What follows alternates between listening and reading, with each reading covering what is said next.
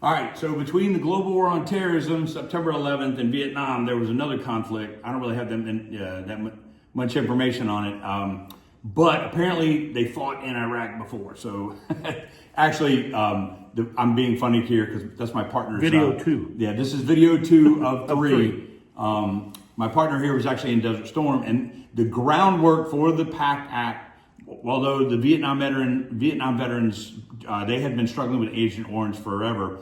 The VA laid the foundation for this with the guys and gals coming back from Iraq after Desert Storm because of the Gulf War illness. It was very confusing. There was not a lot of data out of there about it. And so the Pact Act, the bones of it, you can almost say, were laid as a result of the Desert Storm folks. So here's 5 important things to know about the Pact Act and how they specifically apply to the Desert Storm, the Gulf War era veterans. Number 1.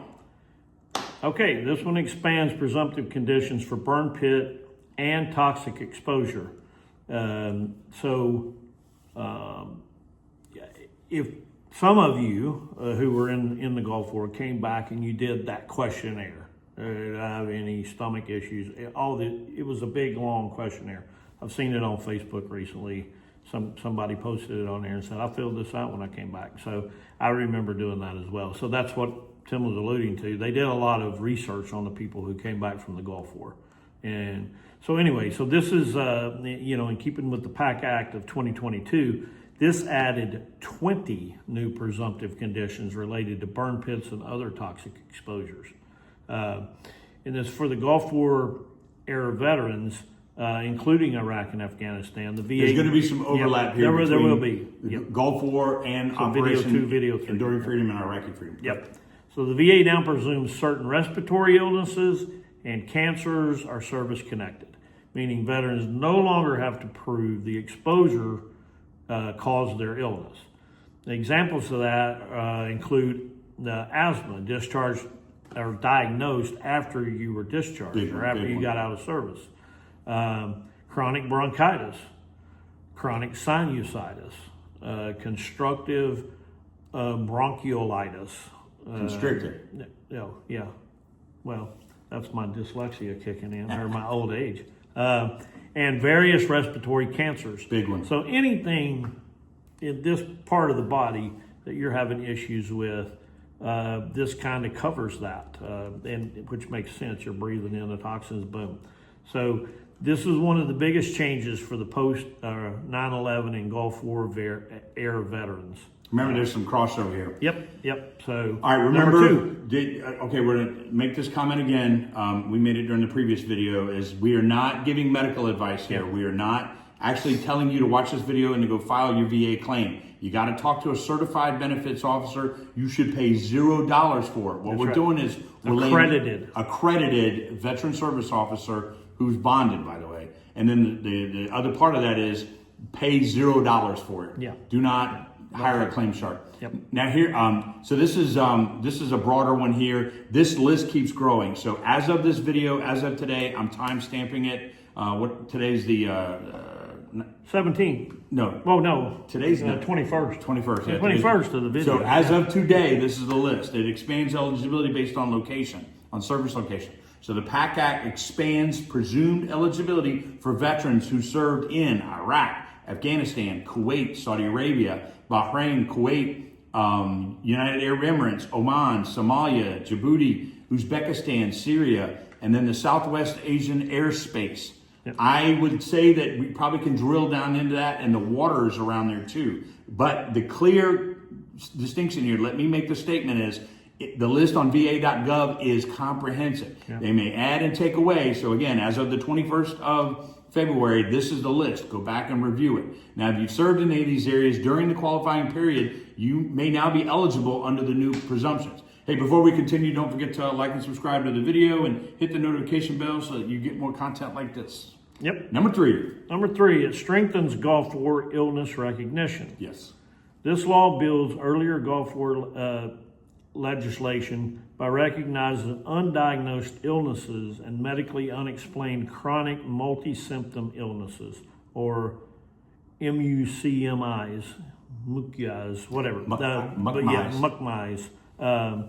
So some of these symptoms, and again, you hear that word symptoms, doesn't mean you have anything. You're having symptoms of this that may qualify include chronic fatigue, gastrointestinal issues, headaches, joint pain. You're like, geez, I'm getting old. All that stuff applies to me. Neurological symptoms. And so if you served in the Gulf War, you're having those symptoms, then you can talk to an accredited service VSO about should you file a claim. Would it be covered under the Pact Act? So the veterans suffering from these long-term unexplained health problems who were in the Gulf War, they now have a clearer pathway for their compensation or to file their claim to get compensation. So that's what this Pact Act for the Gulf War veteran did. Right. Number 4. I'm going to put my legal hat back on here for a moment. Remember, this is not legal advice. This is not insurance. We're not selling anything here. We're providing you information as veterans dealing with the VA system and in our role as benefit advisors for the veterans of former war posts that we serve. This Pact Act has expanded the VA healthcare enrollment. It's the largest expansion in the history of the Department of Veterans Affairs. Many Gulf War era veterans who were previously ineligible for VA care can now enroll directly, receive toxic exposure screening, and then access expanded specialty care. Now, I'm going to say something we say all the time when we talk about these videos and when we talk to veterans. It is that if the VA broke you, the Department of War, Department of Defense broke you, and the VA wants you to only come to them for treatment, you're going to get a VA claim of 0. And that 0 means only we are going to treat you. And so this is the caveat to this is that, again, not medical advice. It's just veteran to veteran is if you go to your doctor starts treating all of these symptoms and these illnesses and not understand the underlying problem set of, hey, you were in the Gulf War, you were in Desert Storm, you have an aggravation in your system, that touched your flesh or you inhaled it or whatever, then they may not be looking for that, and it could cause you issues down the road. If you go in and you go into a VA clinic and you tell them, I was in Desert Storm, I was in Desert Shield, I was in Basra right outside, when they go in, they take a look at you, they are screening, they have a different checklist to look at you. And so that's why we caution you, if you file a VA claim for toxic exposure for respiratory issues and you get a 0 back, that means they want you to come to them for the treatment. Right. And I would encourage you to go and take a look. I mean, I'm quite happy with my VA clinic here in North Texas. Okay. And this is especially important for veterans who have not previously had any service-connected rating at all whatsoever. So this is critical. So talk to me. And just remember, a service-connected 0, it's still service-connected. It is service-connected. You've got to remember that. Right. Because it could worsen through the years, and you could always file to upgrade that. Correct. So don't forget 0 that. is not no. Yeah, 0 is not no. Number 5, it makes filing claims easier and can reopen old denials. It may take you reopening them, but your accredited VSO will know by looking at your VA file what needs to be done. So if a Gulf War era veteran was previously denied benefits for respiratory illnesses or toxic exposure, you can now refile under the new presumptive rules. That's the kicker here.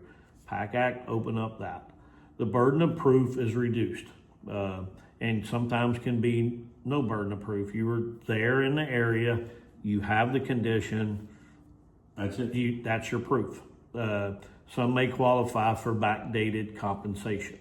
So just depends on what you filed, when you filed it. This change so far has helped thousands of veterans who struggled for years to prove that they had a connection between burn pit exposure and chronic illness or airborne toxins.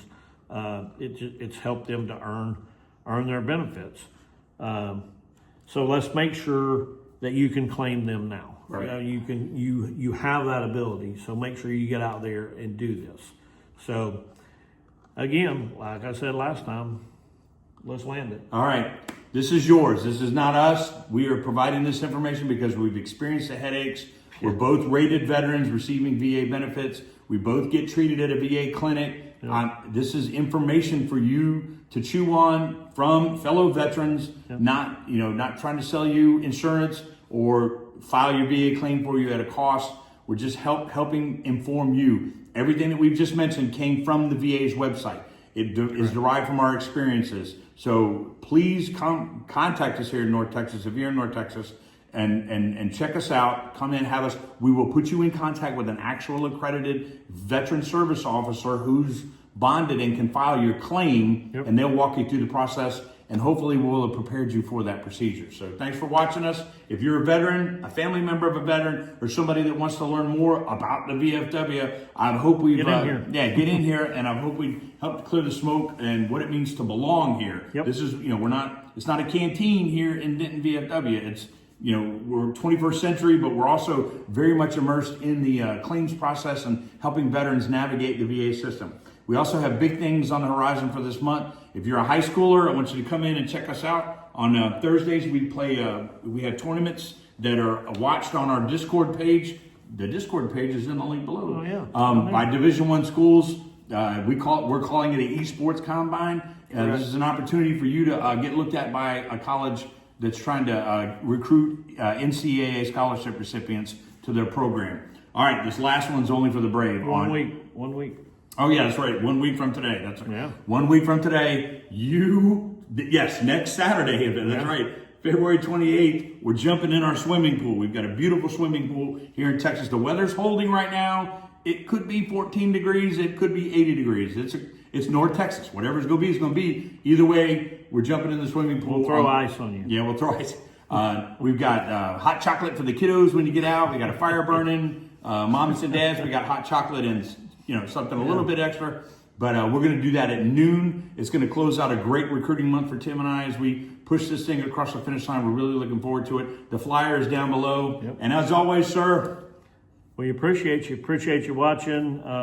Look forward to Tuesday, the last in this series. Video number 3 will be next Tuesday. So thank you for your service. Thanks.